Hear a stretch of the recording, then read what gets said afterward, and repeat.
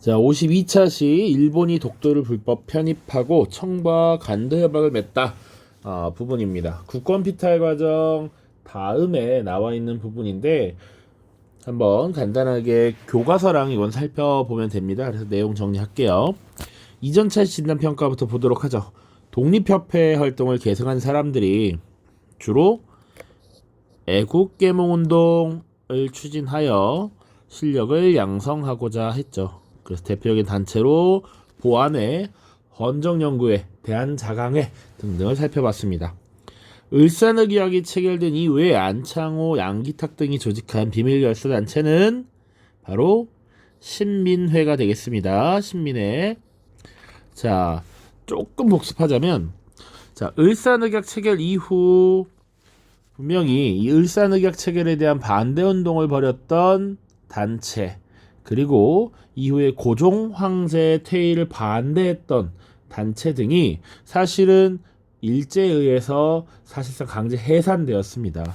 그렇기 때문에 이 신민회라고 하는 단체는 비밀 결사로 지금 활동을 했다.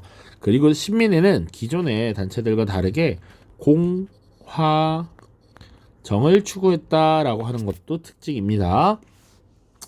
자, 이어서 이제 독도와 간도에 대해서 살펴볼 텐데요. 독도와 관련돼서 살펴보겠습니다. 개념 정리. 독도의 역사적 연원 보시면 과거부터 현재까지 어떻게 역사적인 전개가 이루어졌는가를 보는 겁니다. 삼국시대 신라 지징왕 때 이사부가 우산국을 복속했다라고 되어 있습니다. 자, 역사적 문헌 보시면 삼국 사기에 이런 것이 기록되어 있다 이런 내용이고요. 고려 시대에는 독도가 우산, 울릉도가 우릉 또는 무릉으로 표기되어 있다라고 하는 것. 자, 조선 전기에는 울릉도와 독도를 강원도의 소속으로 구분을 했습니다. 세종실록 지리지에 나와 있고요. 조선 후기는요, 안용복이라고 하는 인물이 숙종 제위 시기에 일본에 건너가서 일본 막부에 독도가 조선 영토이다 이런 것을 주장을 했습니다. 그래서 일본이 이제 어민들에게 울릉도에 넘어가지 못하도록 도해 금지령 선포를 했습니다. 바다를 건너가지 마라, 저 섬에 가지 마라 라고 했던 겁니다. 조선 후기 숙종 때입니다. 자, 그런데 이런 독도는 지금 사실은 일본이 자꾸 자기네 땅으로 우기고 있죠. 왜 그렇게 됐느냐 볼 것인데, 일본이 독도를 불법 편입하는 과정입니다. 자, 대한제국 시기의 정부가 독도를 어떻게 관리했느냐? 개항 이후에 당시 일본 어민의 불법 어로 활동이 늘어났고요. 그래서 대한제국 칙령 제41호를 1900년에 발표를 해서 울릉도를 울도군으로 승격시켜서 독도를 관할하게 했습니다. 이때가 10월 25일이어서 이 10월 25일을 독도의 날로 기념을 하고 있습니다. 그래서 몇몇 학교에서는 이 10월 25일 날 독도 케이크 이런 것을 선물로 주긴 해요. 디저트로. 자, 그러면 일본은 어떻게 불법 편입했느냐? 일본인이 독도를 주인 없는 섬이다 라고 신고를 했다라고 하죠. 그것을 무주지라고 하는데, 원래 국제법상 이 무주지는 선점을 한 국가가 이 영유권을 주장을 합니다. 그래서 일본 영토로 편입해서 이 땅을 빌려달라라고 신청을 했던 것이죠. 그래서 일본 정부는 이 독도를 시마네현 소속으로 고시를 합니다. 그래서 그들은 다케시마라고 부르는 것이죠. 그래서 울도군수 심흥택이라는 인물이 일본이 독도를 불법 편입했습니다 이렇게 보고를 합니다. 그런데 이 1905년이라고 하는 시기가 사실은 1904년 이후 일본에 의한 국권 피탈이 심해가던 시기였기 때문에 이 이후에 어떤 의사 표시라든지 이런 것들을 적극적으로 하기 어려웠다라고 하는 것이죠. 그래서 독도가 일본에 의해서 강제로 점탈되었고, 이 해방 이후에 지금 우리가 회복을 했다라고 보시면 되겠습니다. 자료학습부터 먼저 볼게요. 독도가 지금 이렇게 동도와 서도로 나눠져 있죠. 자, 그래서 독도는 이제 크게 두 개의 섬으로 구성이 되어 있습니다. 동도와 서도로 구성되어 있고요. 자, 동도는 지금 독도 이사부길이라고 하는 도로명 주소를 우리가 부여해서 있고요. 서도는 독도 안용복길이라고 이름을 붙여놨습니다. 독도와 관련된 역사적 인물을 이 도로명 주소에 배정을 한 것이죠. 자, 선생님도 이 독도에 간 적이 있는데 독도에 배가 접안하기 위해서는 항구에 이렇게 돼서 사람이 내리려면 날씨가 굉장히 좋아야 된다라고 이야기해요. 되게 선택받은 날만 들어갈 수 있다라고 합니다. 다행히도 운 좋게 들어가서 막 관광을 했던 기억이 나는데요. 그리고 이 지역의 자연환경을 보존하기 위해서 관람 시간은 20분 내외로 통제를 했던 것 같습니다. 거기 이제 독도 경비대 분들이 있고요. 그리고 이 전망대가 있어요. 위에 보시면 이 전망대에 올라가서 잠깐 볼 수 있어. 거의 올라갔다 내려오면 시간이 끝납니다. 자, 일본은 독도를 러일 전쟁 도중에 자국의 영토로 편입을 했습니다. 자, 그러나 독도는 대한민국이 영토 주권을 행사하고 있는 명백한 우리의 영토이고요. 대한제국 칙령 제41호 그리고 태정관 지령문 등을 통해서 독도가 우리 영토임을 알 수 있습니다. 태정관 지령이 무엇이냐라고 하면 당시 일본은요. 일본의 주요 중앙정치제도가 이관팔성제라고 이야기를 해요. 그래서 이 관이 있고요. 그 밑에 팔성이 있는 것인데 이 이관 중에서 주요 정치를 담당하는 기구가 태정관입니다. 하나는 종교적인 것을 관장한 신기관이야. 그래서 이 태정관 아래에 팔성을 두어서 국가 정치 운영을 전담하는데 이 1877년에 발표된 태정관 지령에 울릉도와 독도는 조선의 영토이니 거기 건너가지 말아라 이런 내용들 그건 우리 땅이 아니니 신경 쓸 바가 아니다 이렇게 이야기를 하고 있습니다. 자, 그래서 일본이 독도가 한국 땅임을 인정한 가장 유명한 문서입니다. 그러니까 꼭 기억을 하고 계셔야 됩니다. 자, 그 다음 간도입니다. 간도를 둘러싼 청나라와의 분쟁. 간도가 어딘지를 좀 살펴봐야 되는데 자 봅시다.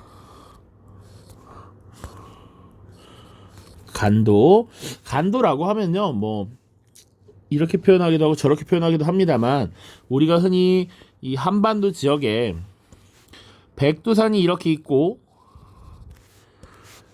서쪽으로 압록강이 흐르고요, 동쪽으로 두만강이 흐르죠. 이 두 강 위의 지역을 보통 간도 지역 이렇게 넓게 부릅니다. 넓게 만주 이렇게 표현을 하는데 흔히 말하는 간도도 거의 만주와 겹치는 개념이라고 생각하시면 되고요.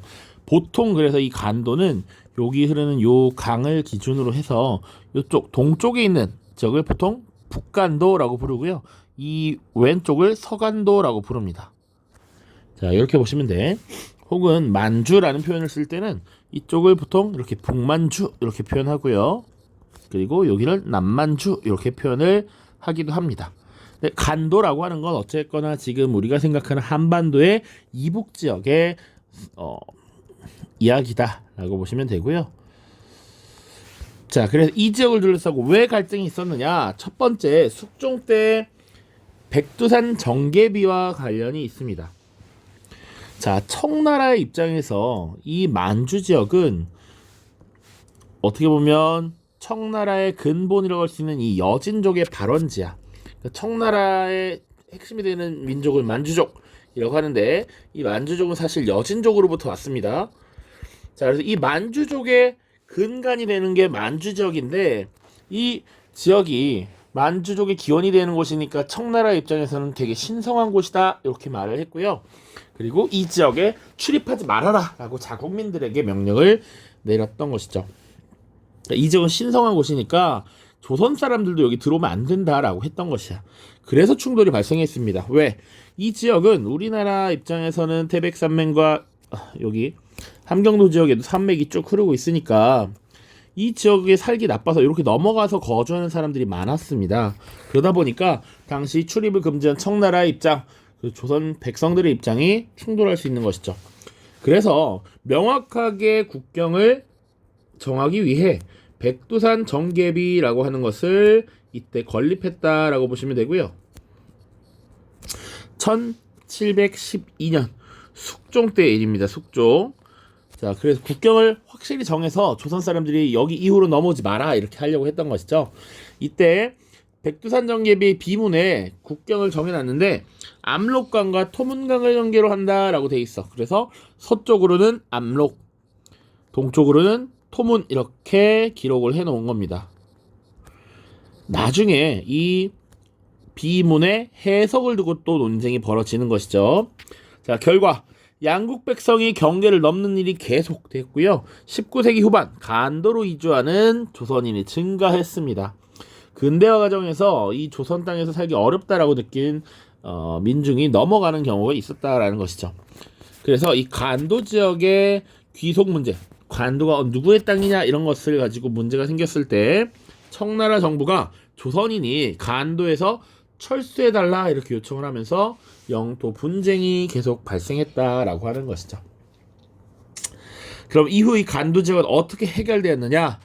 자, 대한제국 시기에도 물론 이 간도 지역을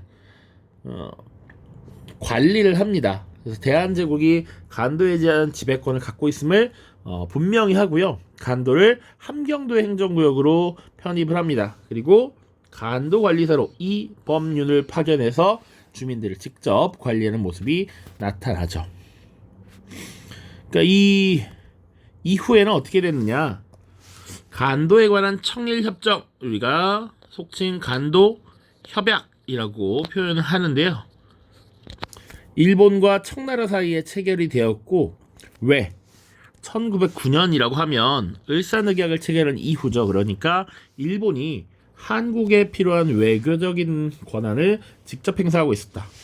그래서 일본은 만주 지역의 철도 부설권, 탄광 개발권 등의 이권을 일본이 얻는 대가로 청나라 영토로 이 지역을 인정하고 넘겨버립니다. 이것이 간도협약의 내용이다. 그래서 간도협약 자료학습 2번에 나와 있는데 1조 보시면 청과 일본 두 나라 정부는 도문강을 청과 한국의 국경으로 하고 강 원천지에 있는 정계비를 기점으로 하여 서글수를 두 나라의 경계로 한다. 그러니까 이 도문강의 해석을 사실은 계속 두고 다퉈왔는데 우리는 요 북쪽 이렇게 흐르는 토문강을 이야기한 것이다.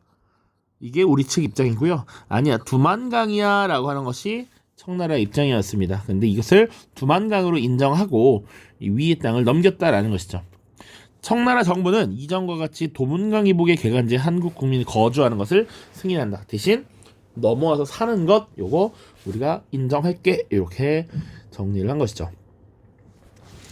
자, 을사늑약으로 대한제국의 외교권을 강탈한 일본은 1909년 간도에 관한 청일협정, 간도협약을 체결해서 만주의 철도부설권, 탄광개발권 등을 얻는 조건으로 간도 지역을 청의 영토로 인정을 했습니다. 자, 이로써 간도의 영유권은 우리 민족의 의사와 무관하게 청으로 넘어가게 되었던 것입니다. 자, 됐죠? 고생했고요. 53, 54차시 다음 영상에서 만나도록 하겠습니다. 안녕.